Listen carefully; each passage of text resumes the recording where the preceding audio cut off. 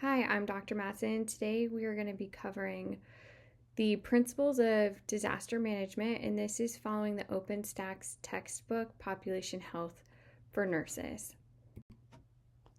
So just as an outline, we're going to cover some types of disasters, biological terrorism, mass violence, the disaster management cycle, and really throughout all of this, the nurse's role in emergency preparedness and disaster response.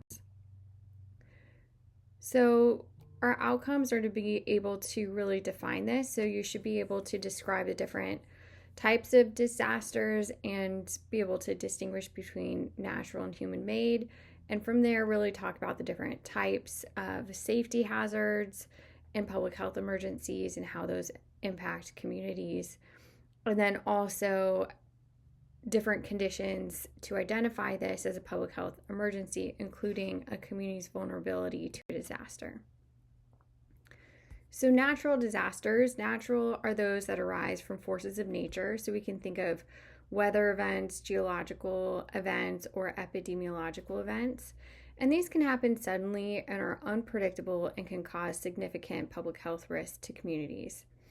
So destruction from natural disasters have really risen sharply throughout the world. So we see this in floods, droughts, severe storms, hurricanes, heat waves, and these really have caused 80 to 90% of all documented natural disasters since 2013.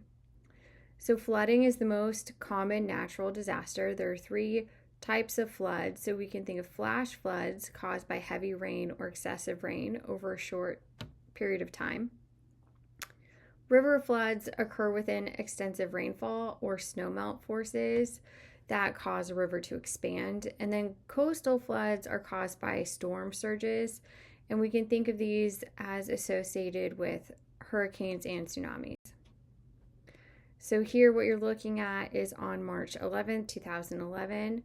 There was a magnitude of 9.1 earthquake, and you can just see what happened here. This was on the eastern coast of Japan, and just the amount of destruction that it caused. And we can think about the implications to health and to the communities and what is needed in the immediate moment and then in the long-term recovery, and then how to prevent something.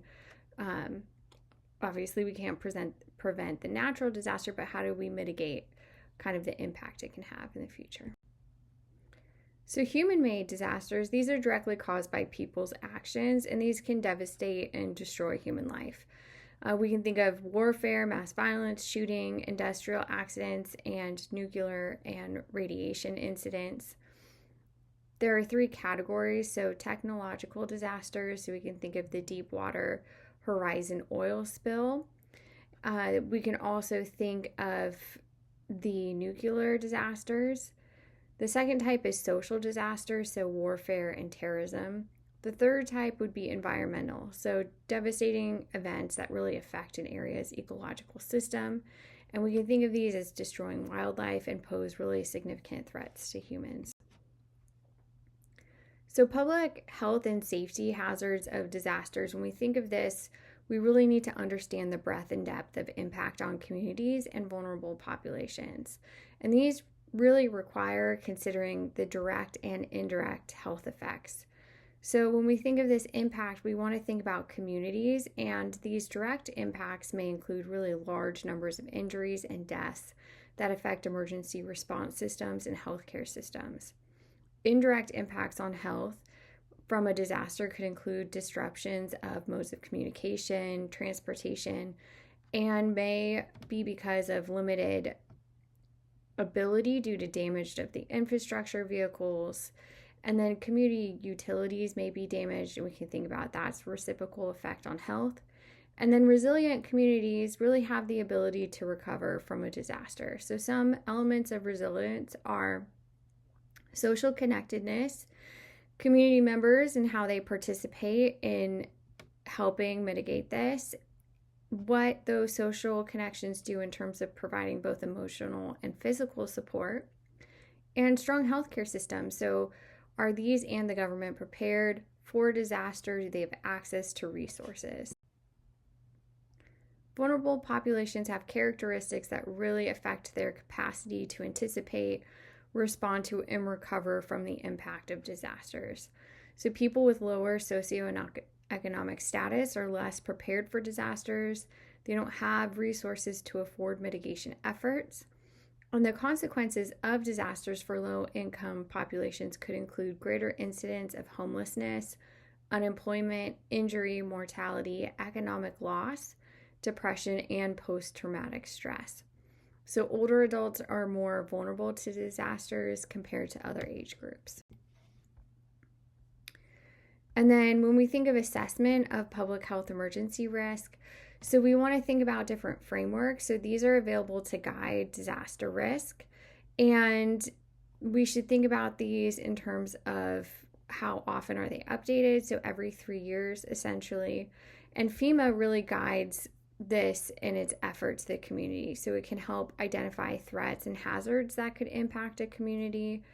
Also, the capability to respond to these hazards, the current abilities, and really that gap between the target of the capability and the current capability.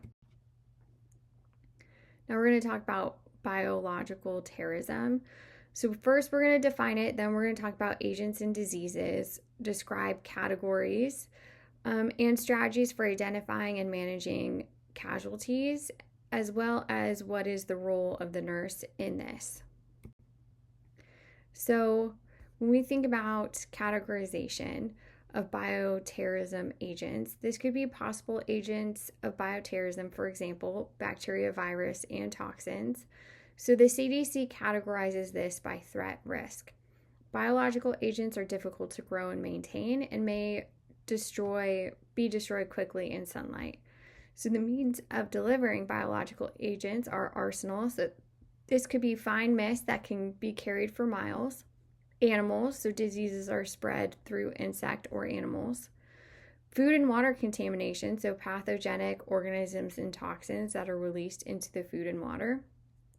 And person to person, so communicable diseases can spread through human contact.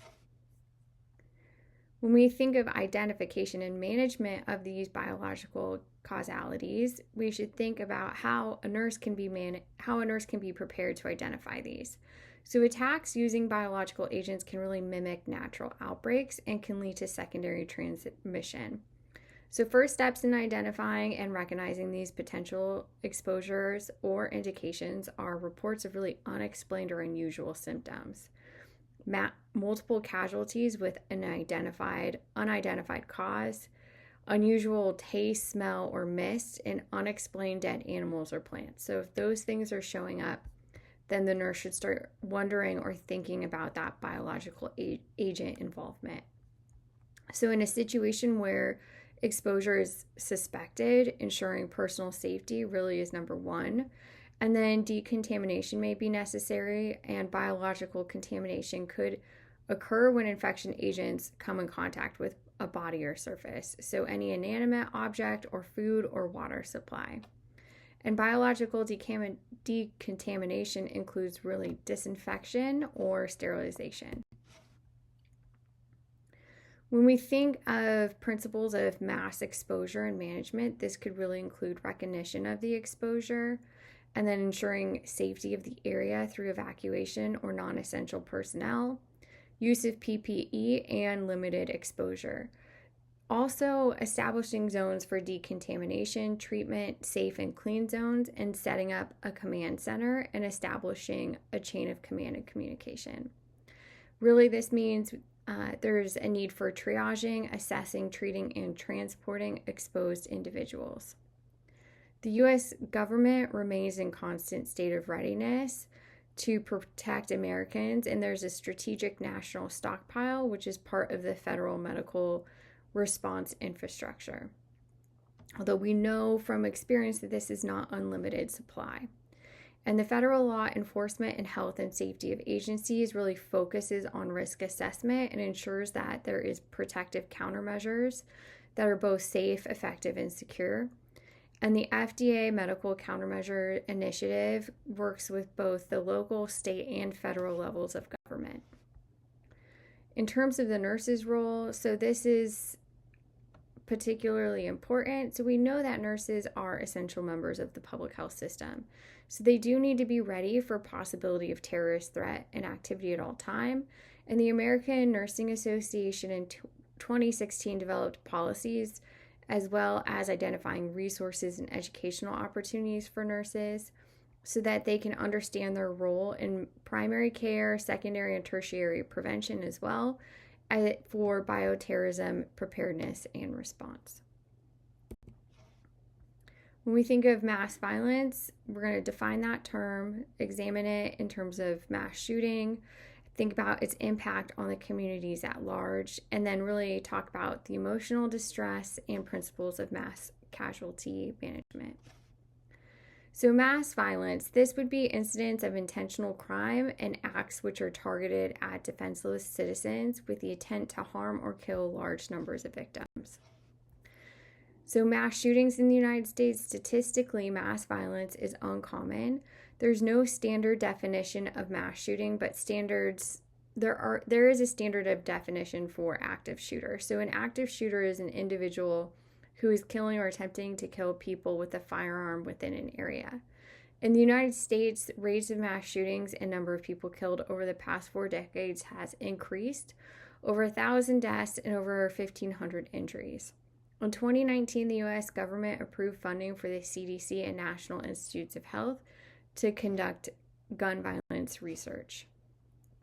When we think about this impact, there are significant mental health effects on population, and political leaders often state causes are mental illness, and research shows that there's really a complex motive for this violence.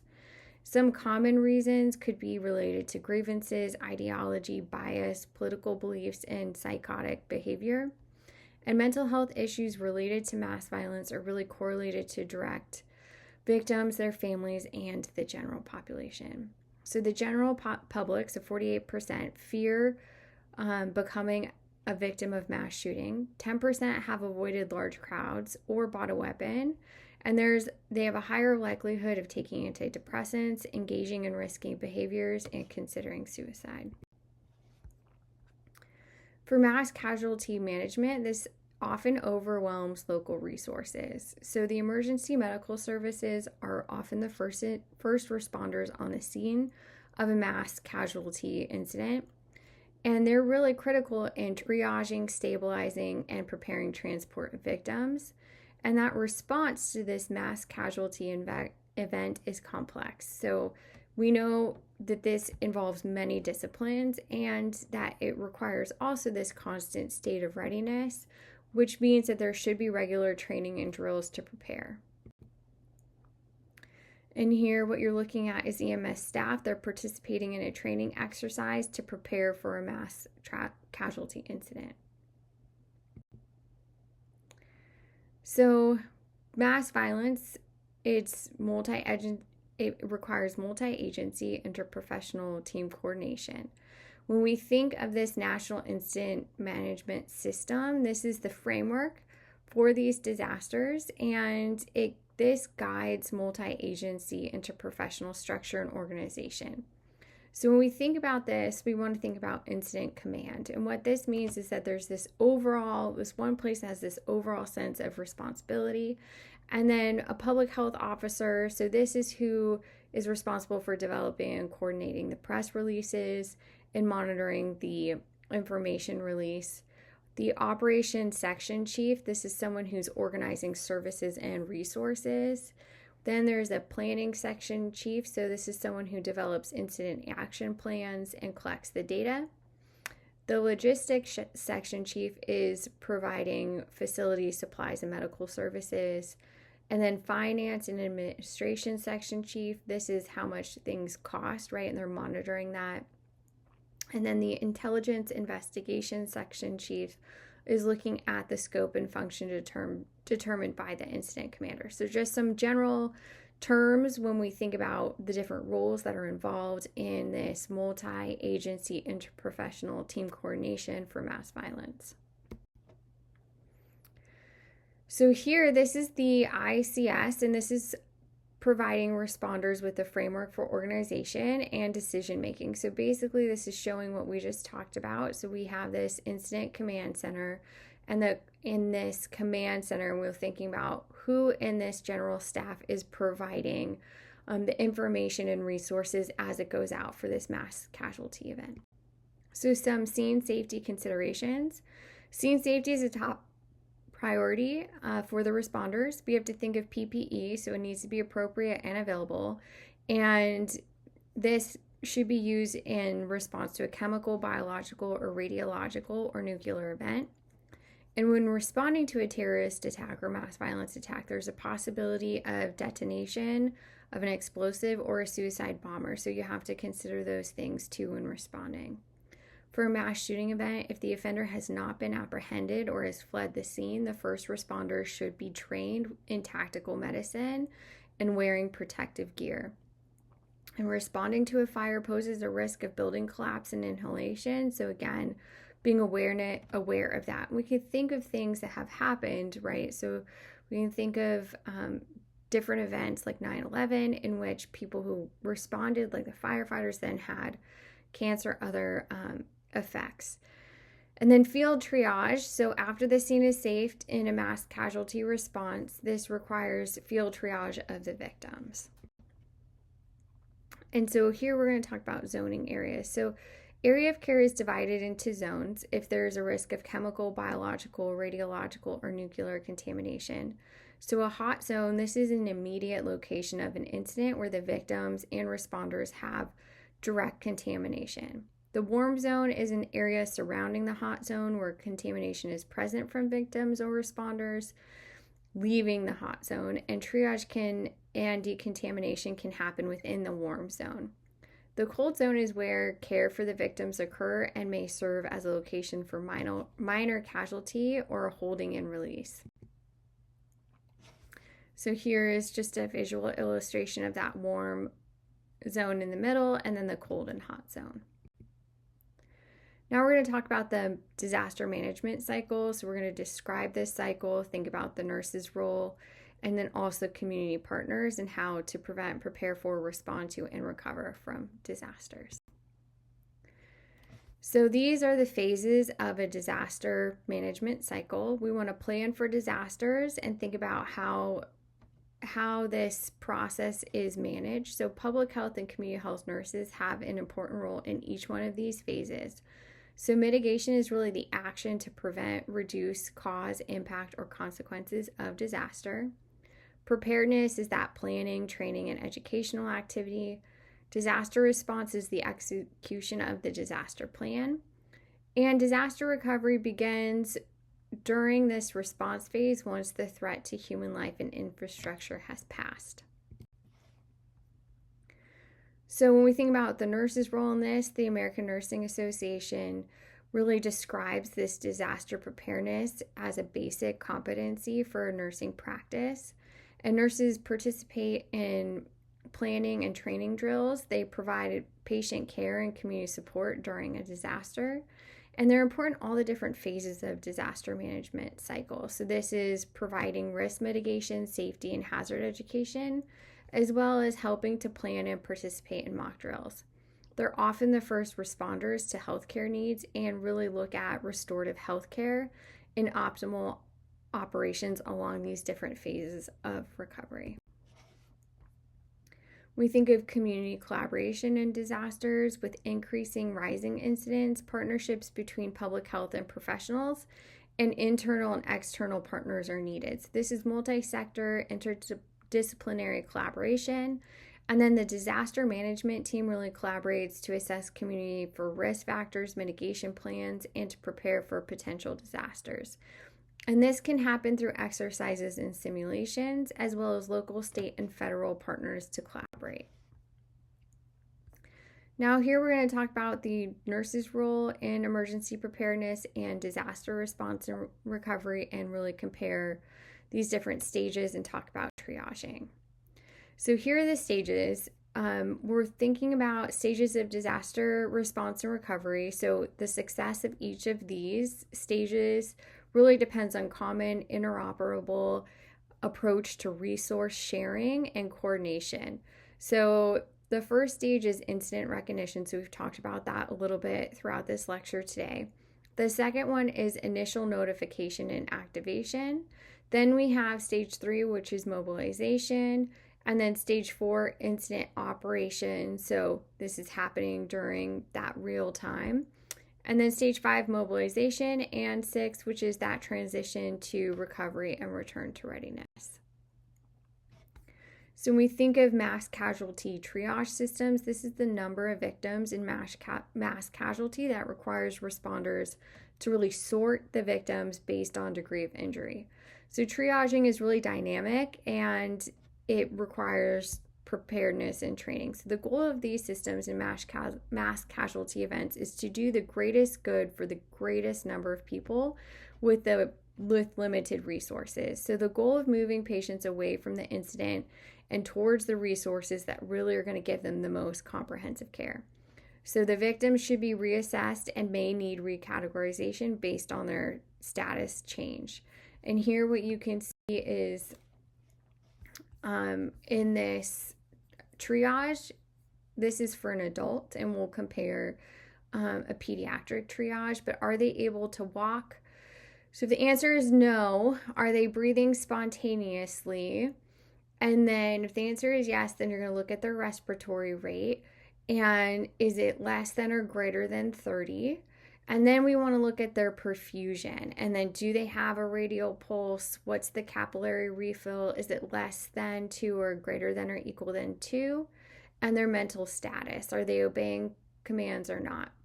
So if from here you can see along this, along these arrows, we're following these colors too, we can see if we need immediate response, which is that red triage color. And this means that they need immediate intervention and transport and requiring medical attention within, we need this within minutes for survival. And then this could include any kind of compromise to airway, breathing, or circulation. Yellow, this is a yellow triage color, which is delayed. So this means their transportation can be delayed, and this includes serious and potentially life-threatening injuries, but the status is not expected to deteriorate over the next several hours. And then green is minor. So this is the green triage tag color. So they're relatively minor injuries. They're not likely to deteriorate over days, and they may be able to assist in their own care. So this is known as the walking wounded. So this SALT triage, what this means is sort, assess, life-saving interventions, and triage. So this is similar to the START system that we just saw, but it's more comprehensive and adds simple life-saving interventions during the field triage stage. So sort, soft, so you want to, it means the walking, waving, and still. And then victims are asked to walk to a collection point. If they cannot, they are the first to assess. And that assessment and life-saving interventions really are occurring at the same time. And these life-saving interventions are just really simple techniques such as controlling major hemorrhages, opening airways, needle decompression, and auto-injector antidotes, and all of those should be performed. Then treatment and transport. So once tagged, these victims move to casualty collection points for transport by the emergency management services. And so we can see that here. Now, when we think about this is the nurse's role for Jumpstart. So this is a modification to the START system, and this is triaging pediatric victims up to 8 years old. So we're looking at differences in normal respiratory rates for children up to 8, and we want to distinguish this algorithm and protocols for children. So similar concept, able to walk, no minor injuries, they get that green tag. And then if they are breathing and have a pulse or not, right? So if they're alive. So if the respirations after head tilt or 5 rescue breaths, then they get that red tag. And then also you can see here this red tag for respirations less than 15 or over 45 per minute. The perfusion of the radial pulse is absent. And then we see that AVPU, so P in inappropriate or U needs that red immediate tag, and all others are delayed.